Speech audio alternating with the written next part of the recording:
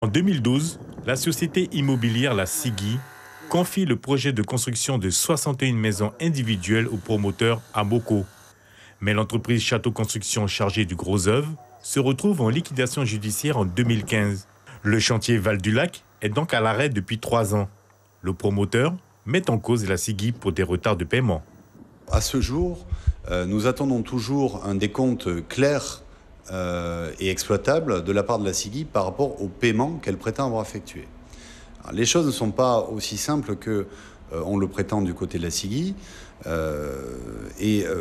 ce que nous expliquons, c'est que globalement, les sociétés de promotion du groupe Chamazon Promo ont eu à déplorer de nombreux retards de la part du bailleur social.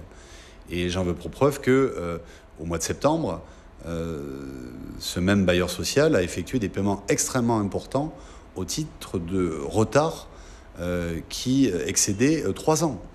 Donc c'est exactement à ce moment-là que le chantier a été arrêté par la SCI Amoco parce que à ce moment-là, La Sigui a été en retard de paiement. Ah oui, M. Château a été payé comme prévu dans le contrat. Il y a des échéances au démarrage, à chaque phase technique. Et aujourd'hui, il a été... La Sigui a tenu ses engagements et a réglé les sommes qui lui étaient dues à chaque phase. Toute l'opération n'est pas réglée puisque le chantier s'est interrompu avant la fin. Mais il n'y a pas de problème de ce point de vue-là. La Sigui demande au tribunal mixte de commerce l'annulation du contrat avec Amoco. Compte tenu de la demande de logement qui est très importante en Guyane, on ne peut pas laisser traîner cette opération. Il faut qu'on puisse l'achever maintenant dès que possible. Amoco souhaite au contraire discuter une reprise des travaux pour achever le chantier. Le promoteur demande une expertise pour en chiffrer le coût.